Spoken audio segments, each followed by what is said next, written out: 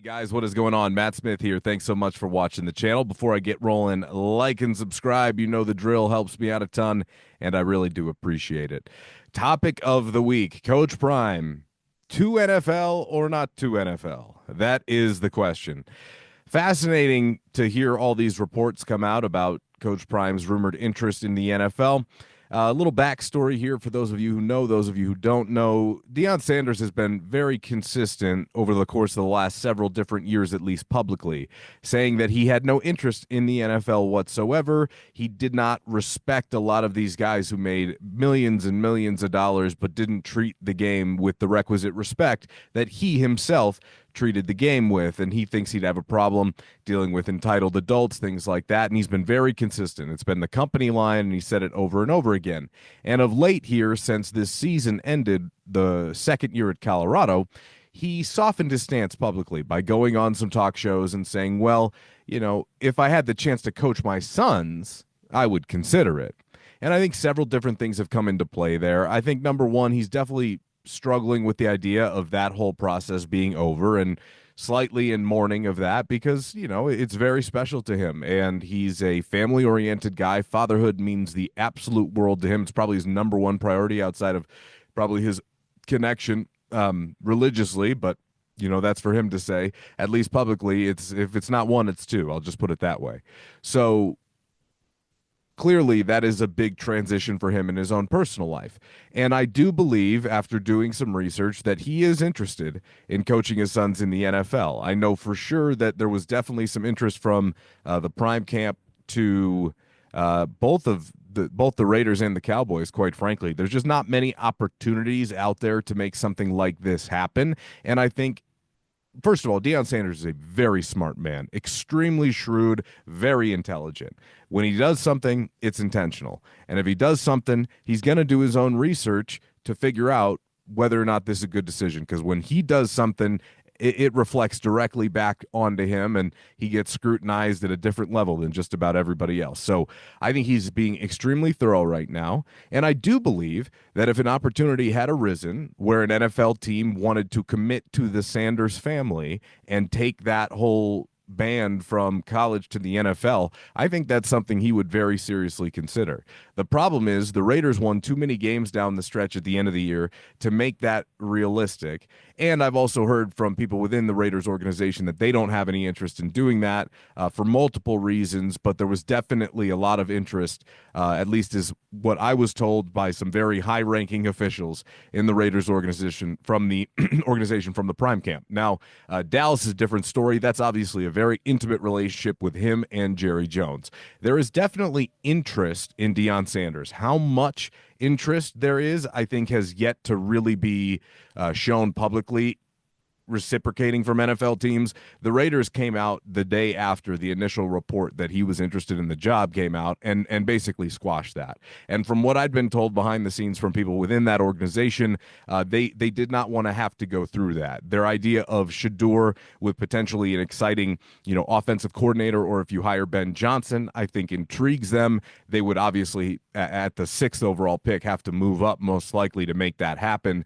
However, I think there are other routes potentially in Vegas if they were looking to go get Shedeur specifically. But if you were to add Coach Prime to the equation, then you talk about, well, you pull a Eli and an Archie and you essentially say, hey, look, I'm not going to come play for you. So, I mean, you draft me, it's a giant waste of your time. And then essentially, kind of force whatever team's hand to take whatever the Raiders' best offer was.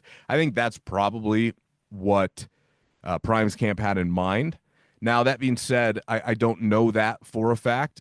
That is speculation on my part, but I just assume that you're trying to do a copy and paste thing. Now, where this gets interesting is if we talk about coaching in the NFL without his sons. That I do not believe he's interested in, although I've seen reports that he would be open to that. Maybe under the right circumstances, I can't say for sure because I've not confirmed that, but from everything we've been told and everything at least I've seen to know about the person that he's shown us publicly, that I think his overall priority would be to coach his son. And if it wasn't that, then I'm not so sure that would be something he would be all that eager to jump at. But maybe the situation has changed. Maybe he's looked at Colorado and said, look, I don't have the elite resources that other programs have. it's a problem right now for us because we're missing out on the top level of transfers because we just don't have the bank accounts. And quite frankly, I don't want to play that bank account game anyway because then you get guys in here who aren't going to match the culture. And we've heard that time after time after time. NFL, not NIL. If you come to play for Coach Prime, you want to play for Coach Prime because you want to get better, develop yourself to make it to the league, right? To make yourself a better person, not just for the bag. And I think with the amount of money that's being thrown around the transfer portal this year, a lot of these young men and women, for that matter, across the country are looking at this money and saying, this changes my life right now. How do I turn that down? Even though what Coach Prime's point is that in the long run, if you do it right, NFL is a life-changing money. This maybe changes your year. That type of a situation, especially if you're responsible for family members, if you're a parent yourself, or maybe your parents are relying on you. You know, there's many different situations that come into play there. But what I can tell you for sure is this is the last stop at the OK Corral, and this is something I've talked about in the past. For these big programs with unlimited payrolls to invest as much as they possibly can into their rosters because they know the house settlement is coming and revenue sharing is coming. So in their minds, if they can dump as much money into the roster as they possibly can right now, they know that hopefully is what they're hoping, that those deals are still held up as valid by whatever shape the governing body and the regulation board takes place, you know, that whatever body that in shape that takes place, you know, coming out of the house settlement, that they will be able to verify some of those deals. Although I'm hearing from a bunch of different lawyers now, people are saying you might not want to sign too many deals past like June or July because you don't know if they'll be accredited and if they'll be valid, quite frankly, especially multi-year deals. It gets extremely complicated. The point is this, and I got off the rails, but the point is this: Colorado doesn't have those elite resources right now. And as a result, they definitely haven't done as well in the portal as I anticipated them to, but it's more because the money has just skyrocketed rather than what they have to offer. There's another part of this too. Without Travis and Shedeur, you don't have that recruiting tool either. You can recruit guys to be Travis and Shedeur, but certainly when you have some of the best players and most popular players in the country, that serves as a big bonus in recruiting. And I think maybe there's some of that too where, you know, if it's a deadlock between you and another school who's maybe offering a couple $100,000 more, it's tough for me to want to look at you if I'm in a situation where I need that money or I want that money, because it's not like I'm coming to play with one of the best quarterbacks in the country. Caden Salter and Juju Lewis have to prove themselves here at this level. That's extremely important. So we'll see how it plays out. And I don't believe that this is a finalized situation one way or another yet. I truly believe that Coach Prime is evaluating his options. I can tell you they are operating business as usual, and they are certainly making moves for the future as if he is going to be here, because I think there's a much higher likelihood that he will be here versus he is to leave. But I do believe it's a little bit up in the air right now because I think he's trying to see what, you know, I'm trying to see what they could offer, basically, right? I mean, if I'm in his position, I think he's wise to hear him out. Now, because there's a dead period right now, right, with the transfer portal, it doesn't like actively hurt you because you can't just like lose kids right now. But I imagine that there's a lot of questions from both kids and parents as to, hey, what's going on, especially for some of these younger guys and maybe some of these transfer guys who just committed to you. Maybe they're being straight up with them, but from what I can tell, this is a close to the vest situation, and I don't think too many people outside of Coach Prime himself really know, and I don't even know that he knows. I think he's kind of waiting to see what the best offer is. And look, I mean, if it happens that Dallas comes to him and says, "Look, this is something we want to make happen," full well understanding they're at 12 as far as their first round draft pick, and acquiring Shedeur would be very challenging from there. But I guess there's always a way to make that happen. I guess if you were to an unprecedented level try and force yourself to Dallas, maybe Dallas moves up from 12 to get a little bit closer so they feel like, you know, they can pull that off. I'm not sure how that would work out, but or it's, you know, I don't want to, it's not a requirement for me to have Shedeur to coach in the NFL, which would be a total departure from his prior feelings. So unless he was being disingenuous, which I don't believe he was, then I don't believe that's something that he would legitimately consider, unless for some reason financially it was an offer that he couldn't refuse. Now, that being said, I don't know that they're going to get there, but I do know that they're thinking about it. And I also know that they're getting ready for this season because they have made a bunch of in-staff promotions. They're talking about maybe, bringing in some other guys. I don't know what they're going to do with online coach, and they've definitely made some other shifts behind the scenes that they're not ready to talk about yet. But if those come to fruition, I think from what I've heard behind the scenes, those are encouraging. So, good signs right now as far as what's going to happen as far as sticking around, right? I think there's a much, much greater likelihood that that happens. But if you were to ask me, do I think he's actually considering it? Yeah, I do. I absolutely do because I think he's smart. And if I were in his position, I would absolutely listen. There was a report out from Bill Belichick that he hadn't signed his contract yet. And if you'll remember, I believe it was Coach Prime didn't have that deal signed when he was even doing that press rally, right? Like I'm pretty sure that's how it went when he got here. And behind the scenes, we are all like, oh boy, okay, well, let's see how it works out. And I think it was just our natural skepticism based upon not expecting any good things to happen at the University of Colorado because of its history. But more than that, just it would make sense if this person who is in high demand got plucked from this location that had been a lily pad for years.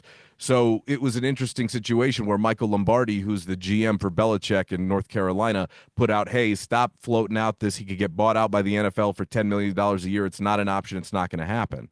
And if you really wanted to squash it, that's what you would do. So the question is, why is he not coming out and squashing it? Well, I think part of it is because it keeps his name involved. It makes him look a little bit better, certainly when you're tied to the NFL, that you're being considered for jobs like that as a coach. I think that's important, validation as a coach. But the other part of it is you definitely are going to start to raise some suspicion. And if the longer you flirt with the NFL, I don't care if it's this year or next year or what have you, the more that people out there will think that, hey, I don't know how committed this guy is because every offseason or, he's been talking about this or he's talking to the Raiders or the Cowboys. He will have to fight that uphill battle of outside perception that he doesn't want to stay at Colorado one way or the other. That probably won't ever go away, even if he were to come out and squash it, quite honestly. But it has worked in the past where he's been very strong about his opinions about staying in Boulder. And then you saw the chatter dissipate for a little while, which I'm a little surprised he hasn't done. And the question is, why hasn't he done that?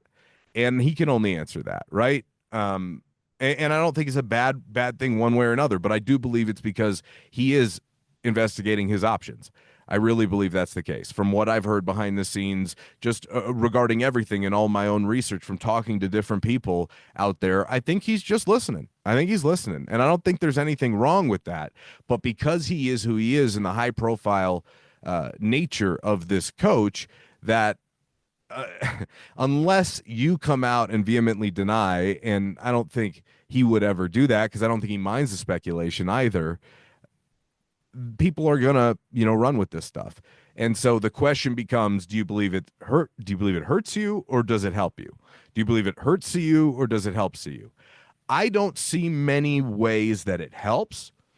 Now, I don't know how detrimental it is either in recruiting necessarily. I'm not out there, but it doesn't seem like sowing a seed of doubt would be wise, especially in this era where you're trying to attract kids to come to you. So we'll see what happens. But look, he is always one step ahead more often than not. And he's got a very clear vision most of the time.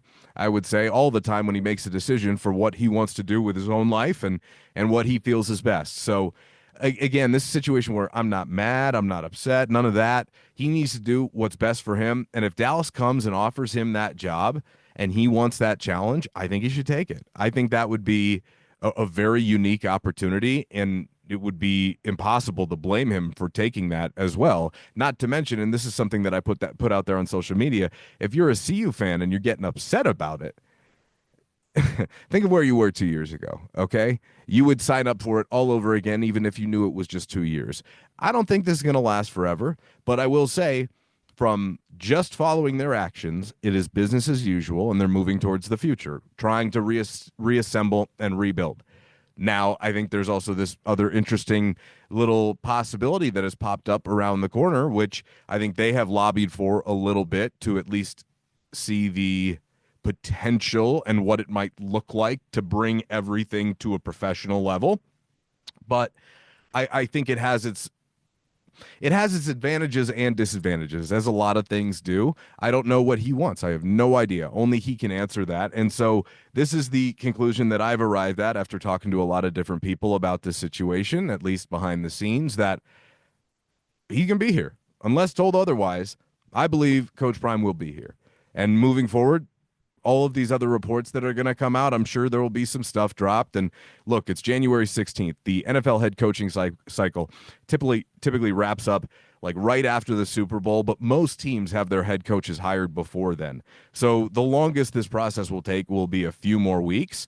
And I think it's up to him to figure out if he feels like, from a public perception standpoint, if this is where he wants to be in Boulder, is this hurting him? Or does he feel like it's helping him? Or does he not really care? And does he really, and when I say not care, meaning like, is the top priority to actually see what it could be like over there? I'm interested. I don't blame him. If somebody were to call me for a job opportunity, I'd listen. Would you not listen? Especially if it were Jerry Jones and someone who's done so much for you in your own life and been a great mentor to you. Coach Prime has talked about learning about having your family always around you from Jerry Jones. That has been an integral figure in his life. I know that as well. So I wouldn't blame him for fully investigating that and listening to what they have to say, quite frankly. So I have no issue with what he's doing or what is being reported, even if he's not doing anything behind the scenes. I know what I know from people I've talked to, but not intimately enough to tell you whether or not I feel one way or the other. I've heard some very compelling cases on both sides, but what I can tell you this is that my gut feeling, based upon all of what I have heard, is that it is business as usual until told otherwise moving forward. And even if he is investigating something else, it's not like he's pulling focus away from CU, which I think maybe would be a question. Hey, if you're doing this, is this taken away from, the main thing, right? But this is a guy who's a chameleon. He's done a gazillion different things his whole life. He knows how to manage his time. So that isn't a concern of mine, but we'll just have to wait and see. Some other thoughts about some things that are going on, certainly, but for now, Coach Prime, I expect to see for year 3 in Boulder. And if we don't, I appreciate everything that he and his family and everybody who came over from Jackson and, everybody who's come in since have done for this program. They have been unbelievable stewards for the university, and they have done probably more than you can truly quantify for CU. So if that is it, I have nothing but glowing things to say about these last 2 years in Boulder, but I don't believe it is. I believe that this is something that will stick around. Now, that being said, the other part of this is that they're going to need more money, okay? That's a big part of it. So is this a coordinated effort between Rick and Coach Prime to try and leverage some donors or something like that? That is like the only other little thing in the back of my mind, because I know that if he's going to stay here, he's going to assure that he has the resources he needs to be successful. And after watching the college football playoff, part of me thinks to myself, after watching some of these bigger schools, like, the reality of ever being able to build a trench where you actually have the talent to compete with these better schools, no matter how much you develop them, I think is very slim. I do. You watch these games, and they're won and lost in the line of scrimmage. And if the games came down to the line of scrimmage, CU would be so far behind the 8 ball, at least offensively and defensively. Against the better teams, if you got a good O-line, they did struggle at times this year, even though by and large it was a very successful season. So that is something that's on the top of my mind. How feasible and how realistic is it really to compete at the upper echelon of football? And maybe when revenue sharing comes in, eventually that dissipates. But right now, in this very moment, next year, like, are you going to bring in a bunch of, group of 5 offensive linemen and then eventually get them to the point where you're going to be able to compete? I don't think so. That's just my personal opinion. I mean, I have, obviously we've got to see a lot of this stuff come to fruition, but I would say no. So is that something that he wants to continue doing? I would be very, very curious what's on his mind, because I've thought of a lot of reasons of what could be, but who knows what really is. And certainly they like a little cloak and dagger, and they like to make you guess and keep you on your toes and make you pay attention. And mission accomplished. They always seem to find a way to knock that out, and not necessarily in a bad way, but because you are compelled to figure out what is going on one way or another, depending upon what your interest is, rooting or otherwise. So I appreciate you tuning in. Those are my thoughts about Coach Prime possibly going to the NFL. If I had to give you a percentage right now, I'd say like 95-5 staying going. That's how convicted I am, at least, about what has been going on. But I've been plenty wrong before about many other things, and I will be wrong again into the future. So if that's the case, that's the case. I just think from a feasibility standpoint, from what makes sense for both him and, first of all, the Dallas organization, like, is that a good job? Troy Aikman the other day came out and ethered the Cowboys. Okay, the Cowboys have been a mess. Now, Coach Prime's relationship with Jerry Jones is, at least from the outside looking in, different than what a different prospective coach might bring to the table. I imagine he would have a little bit more say, and at least Jerry would definitely respect him more than probably just a third party coaching candidate who is a new hire to the organization. Definitely based upon the relationship, there would be something there to it.